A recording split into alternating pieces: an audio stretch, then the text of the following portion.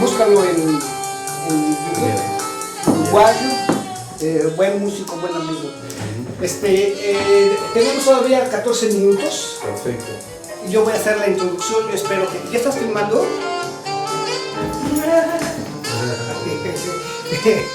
Bueno, comenzamos, los dejo. Bueno. ¿Algo más? Esperamos. Si quieren fumar, les traigo un cenicero y todo esto. No. Ah, bueno. Qué vida tan sana. Qué vida tan sana. De saltear, regarme, un pan. No les puedo ofrecer nada de tomar ahora porque como vamos a tener un programa nada más de una hora debido al Día Internacional de la Mujer, generalmente algunos músicos... Pero al final va a ser una hora. Ah, sí, una hora. Completa. Ya.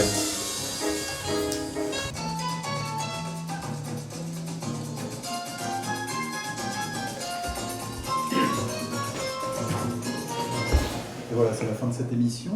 J'espère que vous l'avez trouvée bonne. Quant aux émissions qui viennent, eh bien, elles seront particulièrement sur le sujet du cinéma et de la musique dans le cinéma et aussi dans les telenovelas. Vous savez que c'est un genre qui a évolué depuis plusieurs décennies au Brésil et qui a porté de nombreux artistes et de nombreuses musiques.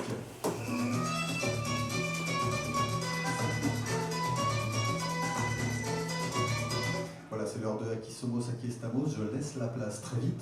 Et puis à 15h, une nouvelle émission sur la chanson française, mais vous en saurez plus en restant à l'écoute du 106.3. Je vous dis à la semaine prochaine. Ciao, gente.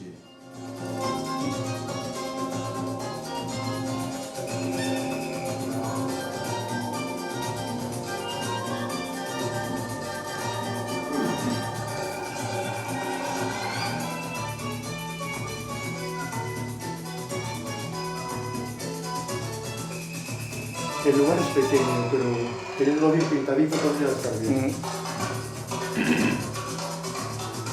Vale, yo reconozco. Esta realidad hace poco que no, porque antes estaban al cruzar el Soncat. Posible. Esto no lo tienes desde hace mucho tiempo. ¿Dónde la estaba radio el...? existe desde hace tiempo. Ah, sí. Desde hace 20 años o 25 años. Oh, 25, es la que creó Mitterrand y Ramón Chao también está aquí, ¿no? No sé si esto Sí. La radio asociativa. Sí.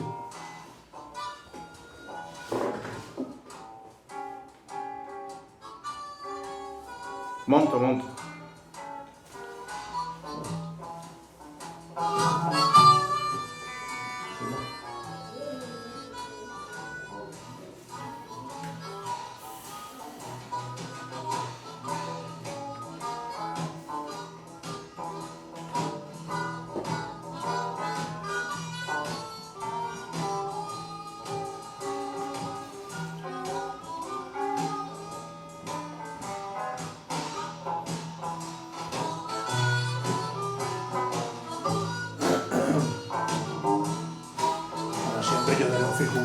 Lo que hacemos en la cámara, la importancia de la imagen, la comunicación y la promoción. De radiofreqüència particulier dans le 106.3 de l'FM et aussi la signal par internet www.rfpp.net.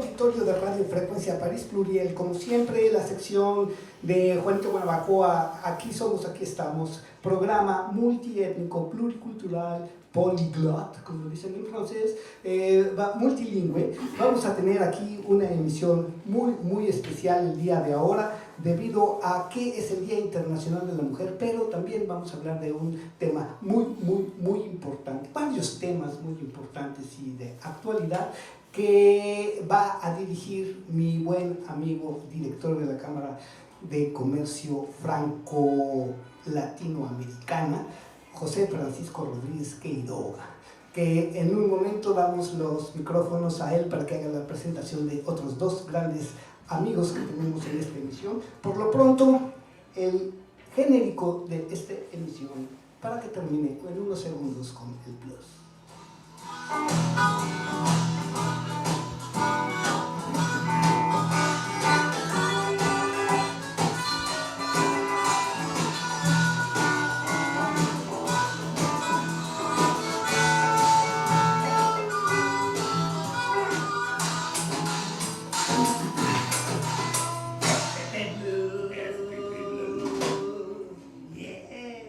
Bien, bueno, pues acabamos de escuchar el FPT Blues, que fue una creación hecha de una improvisación aquí por invitados en Aquí Somos, Aquí Estamos, la emisión. Tengo el gusto de darle el micrófono a José Francisco Rodríguez Quiroga para que haga la presentación de nuestros amigos invitados el día de hoy. Adelante, Francisco. Bonjour a tous, buenos días. Estamos hoy en un día importante a nivel internacional, puesto que se celebran importantes manifestaciones para revalorizar la imagen de la mujer en el mundo, pero al mismo tiempo estamos haciendo una introducción a lo que es el mundo de la Cámara de Comercio Latinoamericana y todos sus representantes, o por lo menos una parte de ellos que están aquí hoy. En tout cas, une partie de ces représentants sont aujourd'hui avec nous pour nous parler de certaines questions qui sont très importantes pour la plupart des gens. Donc, yo presento en primer lugar a Victorino Flores. Victorino, que es un colaborador de la Cámara peruano y francés, que trabaja con nosotros desde el principio y que es un especialista realizador de cine, de fotografía, y que sin él difícilmente podríamos hacer la publicación de nuestras reuniones y de nuestros acontecimientos y de nuestros eventos musicales. Con Victorino, que estará grabando hoy estas conversaciones y que nos va a decir en estos momentos buenos días. Victorino, dinos qué sos. Buenos días, José Francisco. Buenos días los auditores de Frecuencia París Pluriel. Muchas gracias, Victorino. También tenemos con nosotros hoy a Alejandro Otazu Salle. Alejandro, que lleva ya unos cuantos años en Francia, porque vino aquí para, en primer lugar, por una cuestión amorosa, y en segundo lugar, acabó haciendo una maestría importante en la Sorbona, cuya tesis final es uno de los temas que nos traen hoy en día. Alejandro viene de Uruguay, es un uruguayo, y como tal notaréis un cierto acento cuando hable. Alejandro, dinos unas palabras, por favor. Bueno, buenas tardes para todos. La verdad que es un placer estar acá y bueno, muy contento de poder compartir este momento con toda la audiencia de Frecuencia París Pluriel. Voilà. Bueno, pues para seguir nuestra programación, como siempre vamos a dar cabida a participaciones musicales que nos mandan de América Latina, y para entrar ya en materia musical y después hacer un breve comentario sobre el Día Internacional de la Mujer, les voy a presentar a ustedes a una cantante que lo que tiene es el valor de la improvisación y de el jugar como juglar, para presentar la situación actual en Colombia. Los grupos marginales que se expresan culturalmente a través de la música. Esto es una grabación que nos ha llegado directamente de Lady Góngora y la dejo correr para poder organizar la tertulia y la entrevista con nuestros amigos. Se pusieron a talar todo el bosque para un producto nuevo.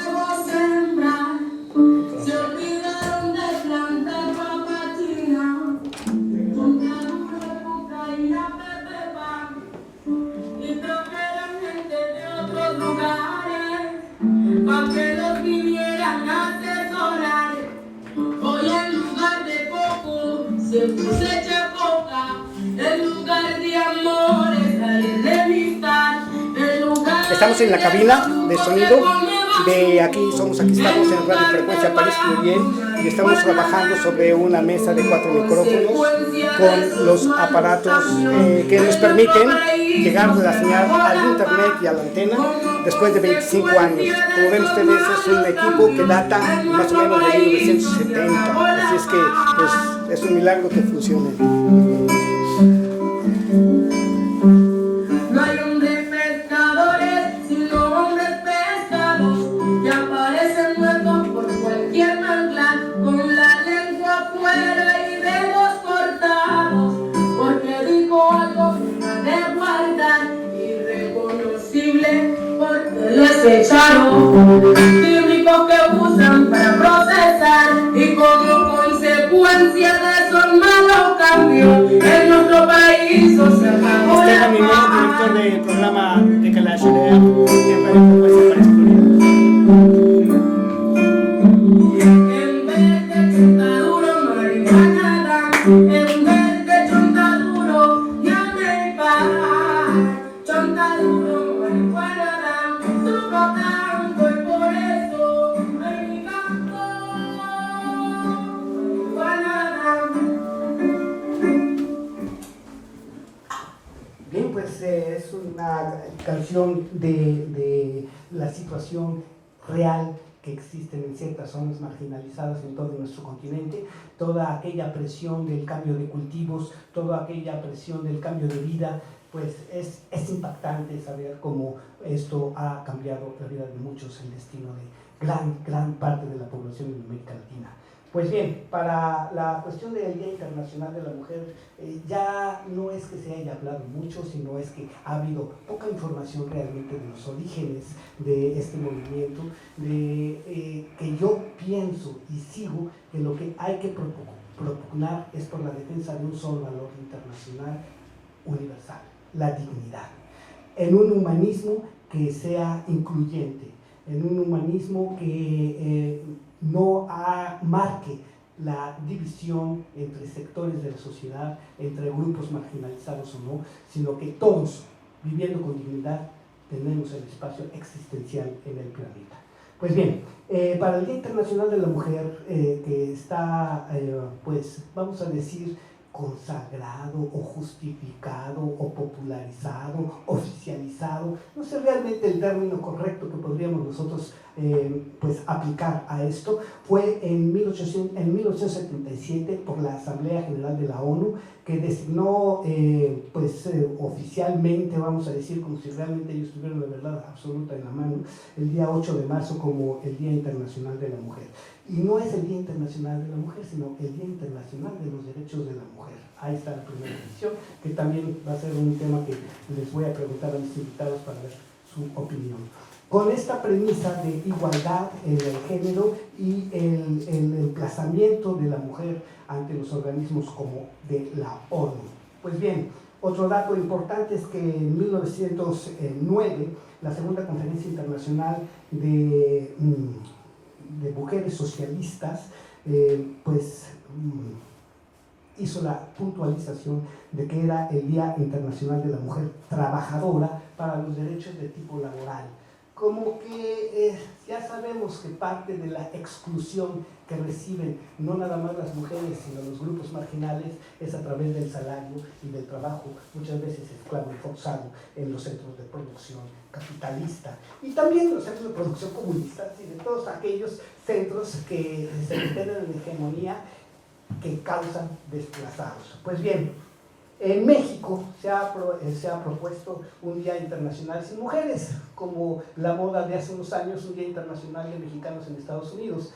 Y se trata de mesurar o de medir el efecto que cierto tipo de sector social causa en la economía. Pues bien, las demandas de las mujeres en México, de esta, vamos a decir, convocatoria para el día 9, o sea, el día de mañana, será de no salgas a trabajar, niñas no van a la escuela, no se compra gasolina ni gas, no comprar nada en los centros grandes de venta, o sea, los grandes moles, centros comerciales, no vender absolutamente nada, eso quiere decir las mujeres que se dedican a las ventas en muchas empresas, y no pagar deuda alguna por los servicios que se reciben de la sociedad. ¿Discutible o no? Es una propuesta. Pues bien, ¿por qué? Porque se calcula a través de este organismo de mujeres en México que va a haber una pérdida de 25,000 millones de pesos, o sea, el 1% del Producto Interno Bruto en un día, y esto significa que el 40% de los empleados a niveles de ejecución y de obreros son mujeres en México.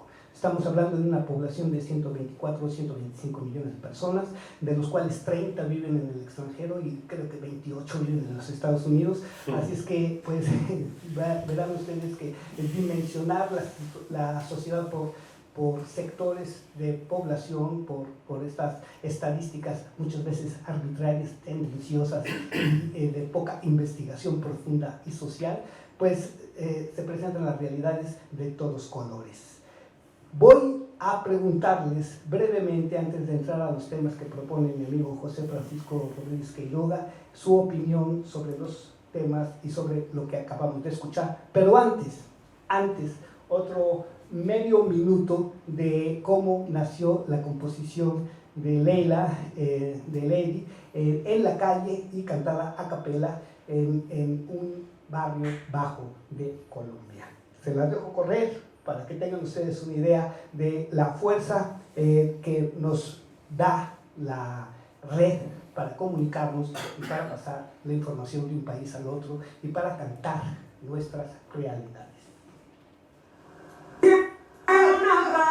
Todo el bosque para un producto nuevo sembrar, y se olvidaron de plantar papa china, choca duro, yuca y la pepe pan, y trajeron gente de otros lugares para que los vinieran a asesorar. Esa es la primera. Hoy en lugar de coco se cosecha coca, en lugar de amores traen la amistad, en lugar de guacuco se come mazuco, en lugar de abajo marihuana dan, y como consecuencia de esos malos cambios en nuestro país se acabó la paz, y como consecuencia de esos malos cambios en nuestro país se acabó la paz.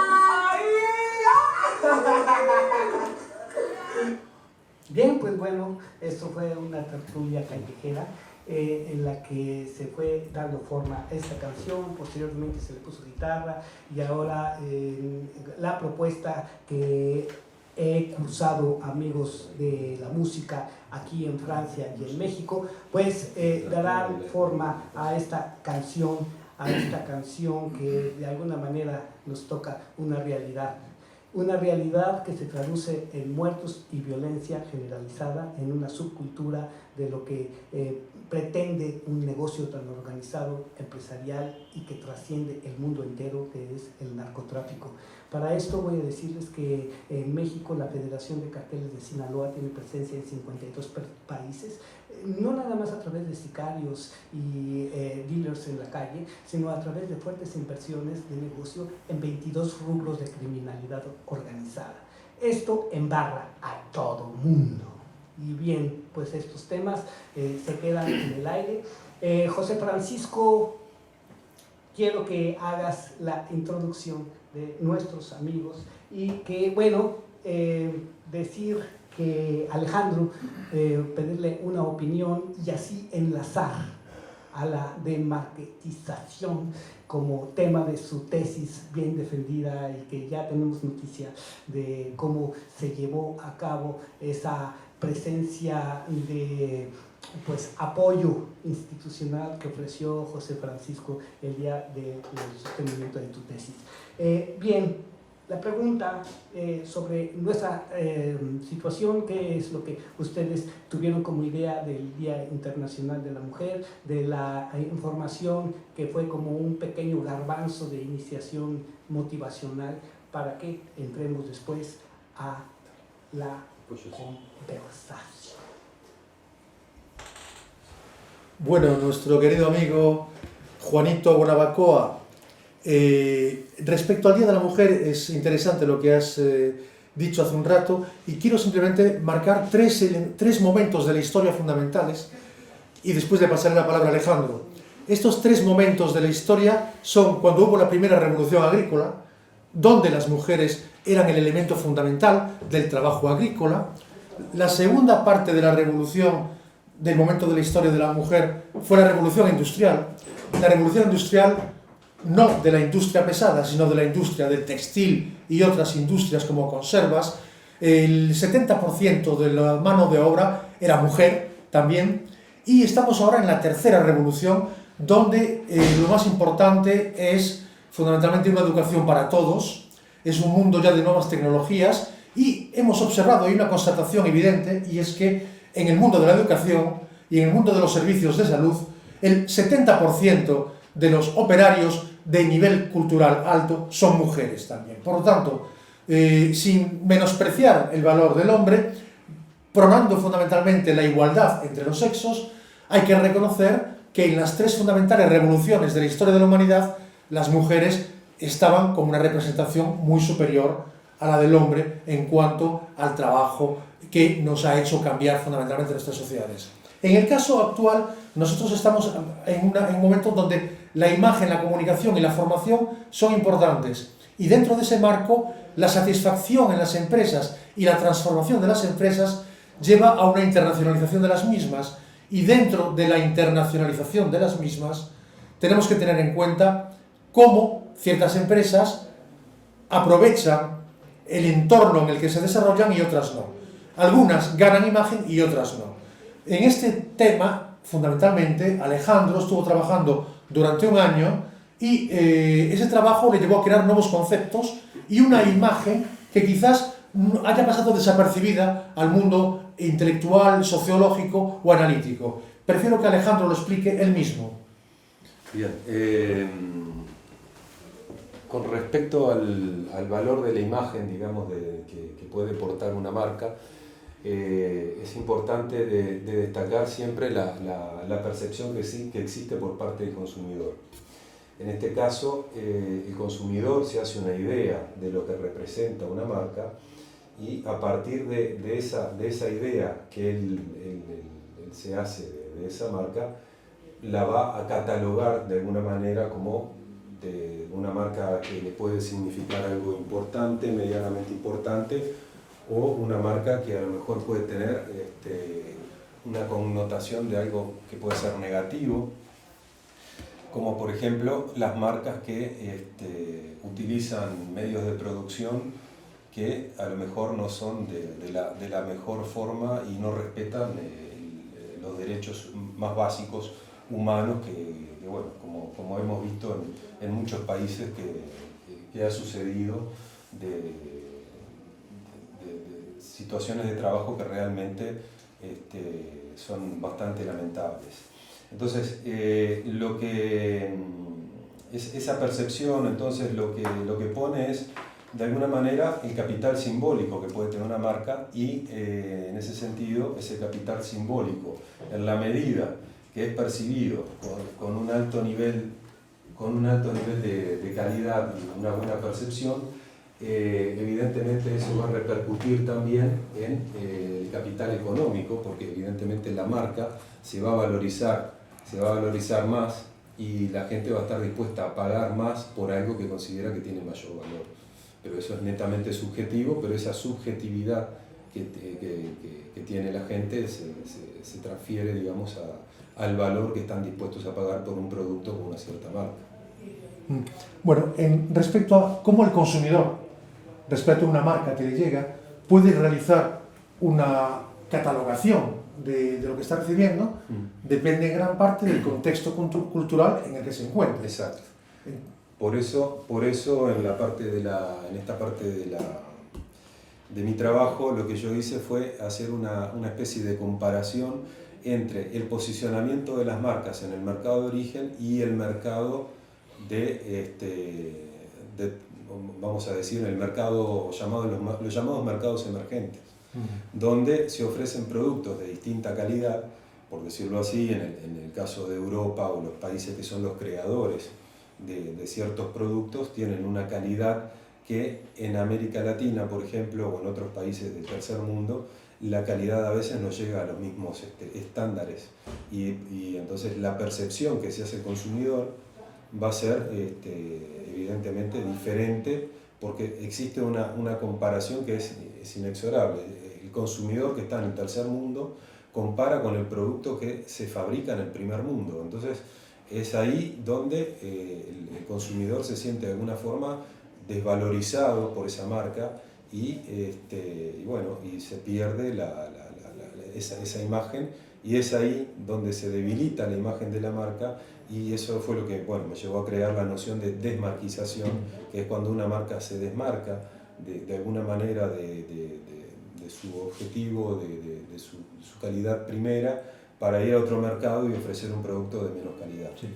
Pero hoy en día, con el acceso que hay a los medios de comunicación en todos los mercados, mercados de primer nivel, mercados emergentes, cualquier responsable de una marca es consciente de que la percepción del cliente final o del consumidor final en un país emergente va a ser muy parecida, puesto que tendrá las mismas referencias, en principio, las mismas referencias que el consumidor del país de primer nivel. Entonces, tiene que haber una explicación para saber por qué se lleva esa política, por qué esa política se sigue llevando, a pesar de que las marcas han observado que el capital simbólico o la percepción que se tiene de ellas puede deteriorarse. De hecho, una parte de tu estudio juega sobre ese terreno, la asimetría y la deterioración. Exacto. Y bueno, a la conclusión que yo llegué, después de hablar yo este trabajo lo hice sobre el mundo del automóvil, y habiendo conversado con gente que está en el rubro, básicamente se mide nada más que la parte de la renta que puede dejar el producto, el aspecto económico.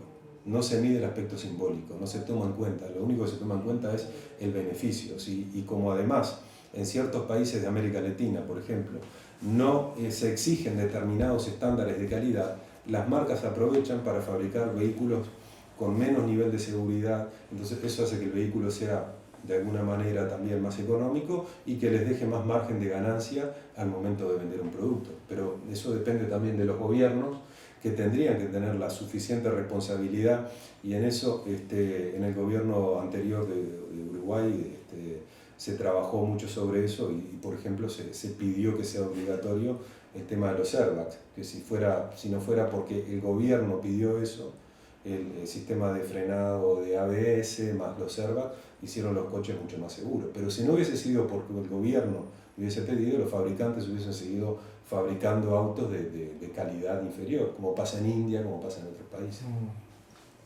Bien, y esto vamos a bajar también a diferentes niveles este concepto de la calidad y de lo que es la función. Ejemplo, en México se acaba de aprobar el Tratado de Libre Comercio Canadá, Estados Unidos, México. Uno de los temas más importantes de esto es precisamente en el ramo automotriz, en el que se está pidiendo la igualdad del salario, porque los países han trasladado su producción a México para emitir un producto de igual calidad a menor costo, y se resiente directamente en la menor paga de salarios por trabajadores. Se ha pedido que se iguale el salario al mismo que ganan en Estados Unidos o en Canadá, porque se está produciendo un vehículo con las calidades que están exigiéndose en esos países donde la tabla salarial es distinta. Si nosotros trabajamos con la misma calidad, ¿por qué no recibir el mismo salario? Y ahí viene entonces ese tema político. ¿Por qué se trasladaron así? Ahora, se supone que estamos luchando contra otro monstruo que está surgiendo en el mercado, que es China. Que todo lo que se hace en China va a estar obligadamente producido en Canadá, en Estados Unidos o en México. y que si esto tiene una repercusión en el precio, va a ser una repercusión que tiene que no nada más incrementar el capital financiero de las empresas, sino el capital humano de quienes producen esos productos. Y esto, bueno, pues viene a ser un problema también político, viene a ser un problema de si los mexicanos ganamos igual salario que en un país rico, ¿a qué carajos vamos para allá? Entonces, se está planeando eso, pero bueno, es una aplicación de lo que puede tener como consecuencia el hecho de platicar, de hablar de la calidad del capital de imagen, porque la imagen entonces es lo que es la zanahoria que finalmente el consumidor va a tirar o va a atraer, como se dice. Antes de pedirte un pequeño resumen en francés, y dado que tenemos que presentar también el corte musical, voy a poner una intervención de un artista parisino. Después te pediré, Alejandro, un breve resumen. Continuamos en español a través de la dirección de José Francisco y nos vamos como pateando un bote, platicando de lo que nos acontece. ¿Les parece bien? Ok. Bien, pues entonces ahí les va.